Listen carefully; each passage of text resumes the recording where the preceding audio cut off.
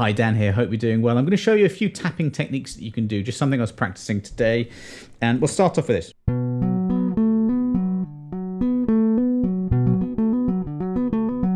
Now I just arbitrarily chose that key. It's just B minor, and I'm just going.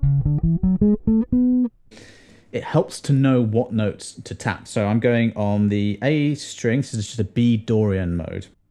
I'm going fret 14 to 15 on the A string. And then 12, 14, 15 on the D. And then 13, 14, 15 on the G.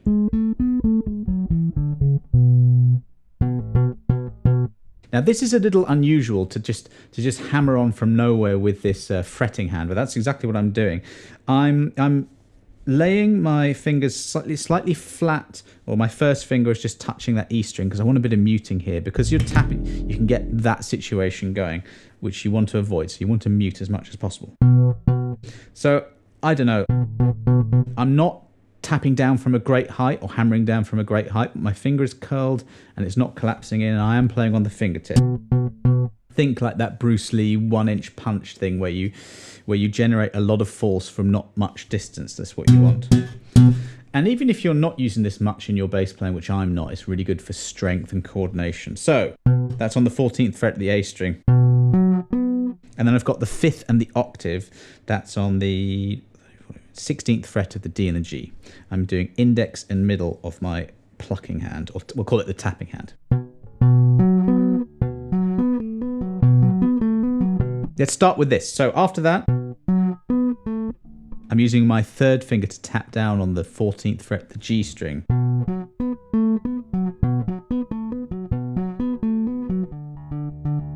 That's probably my weakest finger, the 1st finger on my fretting hand, and that was the one that I'm tapping down afterwards on the 12th fret of the D string. So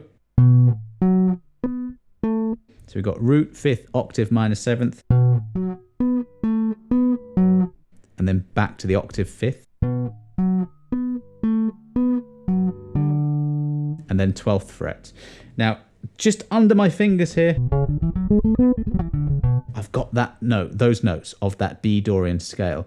Really, really know what notes you're playing, and you can tap any of them.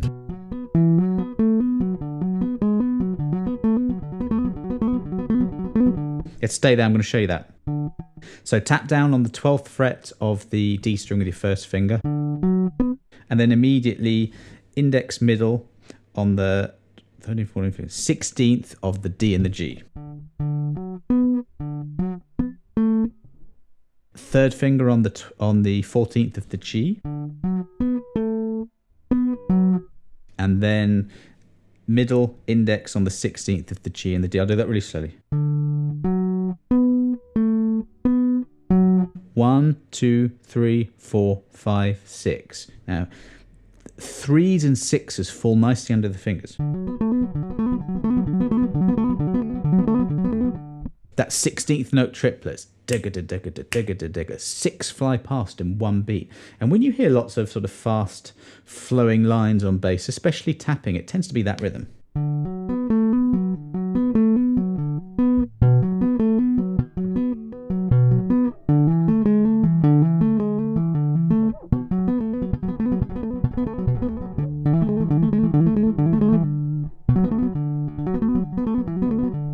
All I'm doing there is just the same tapping motion, slow and then fast, on any of those notes in there.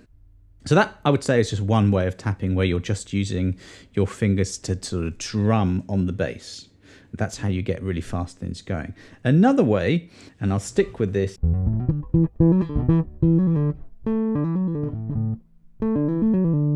this kind of thing where you're on one string.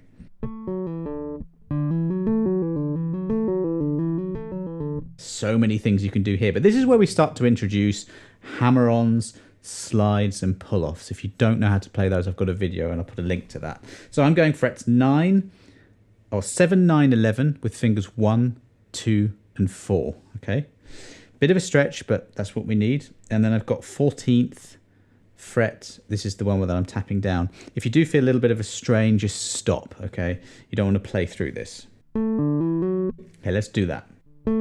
So I'm tapping on the 14th fret of the G string with that index finger, not from very high. Again, finger curled, not collapsing, and I'm not tapping from a great distance.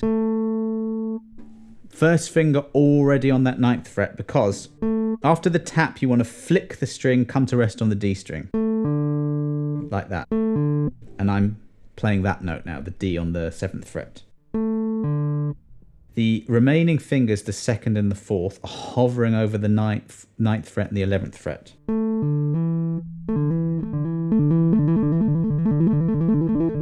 There's that 3 thing again. So you've got tap, flick, hammer. Really slowly.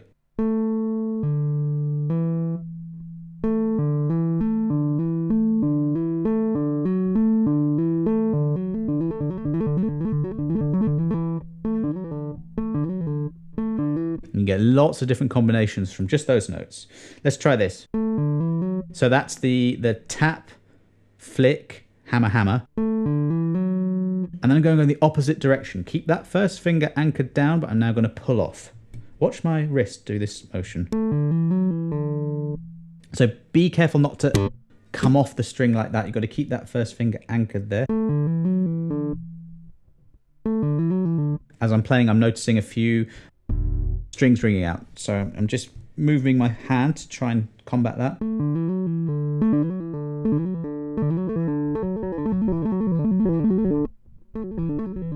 Half the time I don't really know what I'm doing. So here I'm just doing 2 taps quickly on the 14th fret. I've got all fingers pressed down here.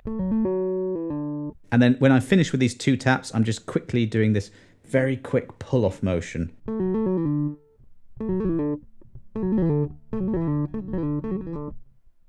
And when you want to play anything fast on the bass, you've just got to slow it down. So I know that sounds ridiculously fast, but this is how I would practice it.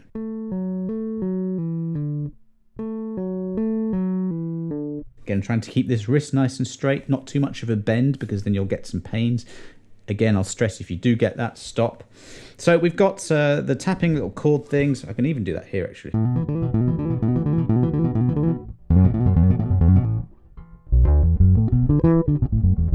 Your minor pentatonic scales. So 7 and 9 on both the G and the D strings. They're all both on the same fret. So here you can go. I'm hammering down with my first finger on the 7th fret of the D. Then I'm hammering down or tapping down on the 9th fret with this finger, the index. And then middle on the same fret on the next string. And then a hammer on the 7th of the G string. I'm making this up as I go, so I'm not going to tap this or anything. I'm just going to tell you.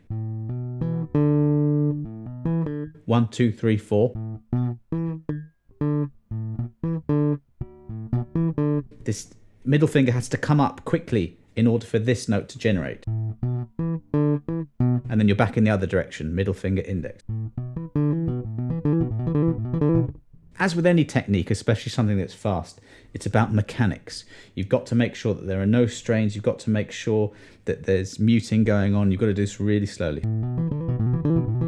That's not really slowly. You can move exactly the same pattern to the A and the D string. I obviously do recommend a metronome once you get the mechanics up to speed. Another thing you hear quite a lot is just tapping out chords. So with the fretting hand, I'm just playing the root note. So this is the 7th fret of the E string, sticking to this B thing.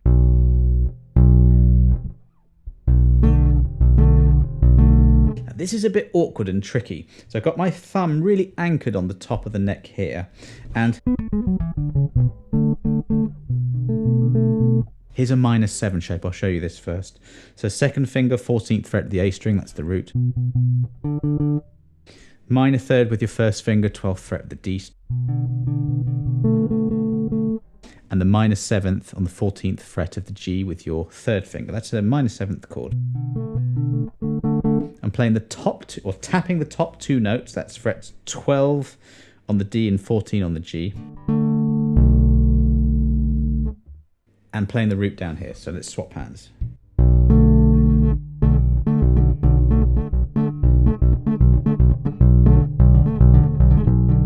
You can do any kind of combination you like.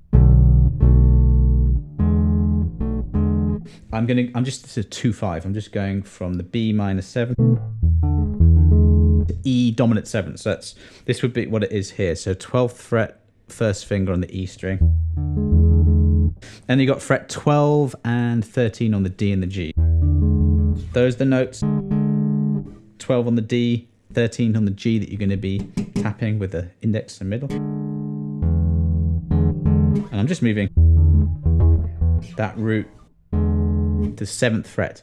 As I say, you can do this on any chord. You can do this on random chords. Don't have to fit into a key. There's so many things you can do here.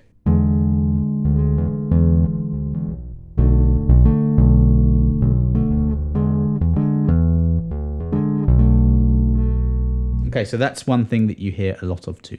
Okay, one more lick I'll show you. So I'm tapping with the index finger on the 14th fret of the G. I've got that first finger already fretted down on the 7th fret. Third finger hovering over the 9th fret, ready to hammer down. So you got the tap and then a flick. Then the hammer on. And another tap.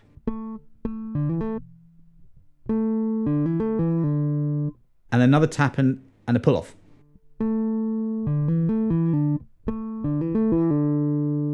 Now, watch this finger here.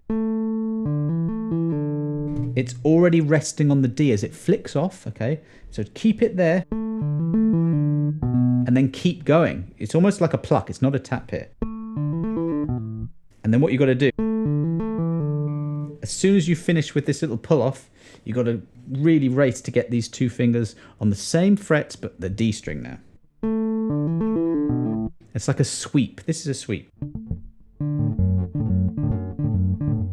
Guitarists use it a lot with a plectrum, so it's that idea. And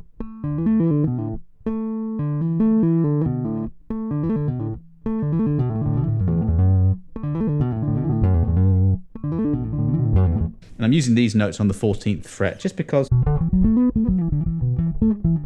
they fit within the scale. Really, the techniques being used are obviously hammering on down. You can use different fingers. I was just using the index. You can do all kinds of different, fingers to tap.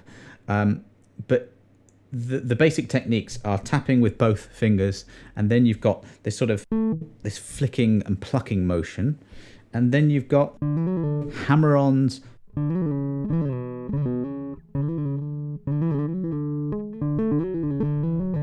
And we didn't even discuss moving around to different chords. Well, we did one different chord progression, but you can move this around in many, many different ways. And even if you don't use this, as I said, it's really, really good for strength. I'm really feeling it now, but in a good way. If there was any pain there, problems, I wouldn't play through that, okay? But you can do so many things with this. I might do some more lessons on this. Let me know, actually. Let me know if I was going too fast. You want me to break things down a bit. But in terms of if you want to improvise using this, I've got a few lessons on chord progressions. Get a few chord progressions together, Let's stick with B.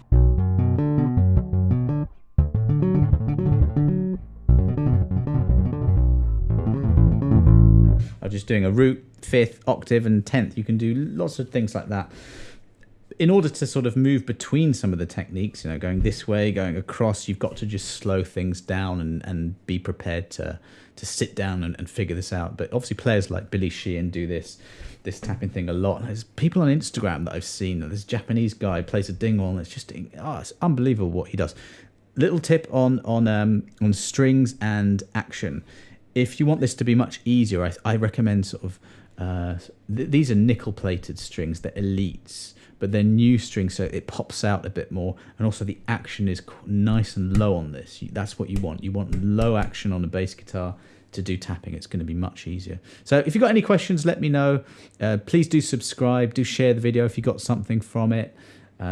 Leave a comment below with any questions, and I'll get back to you. But thanks for watching. Have a really good day.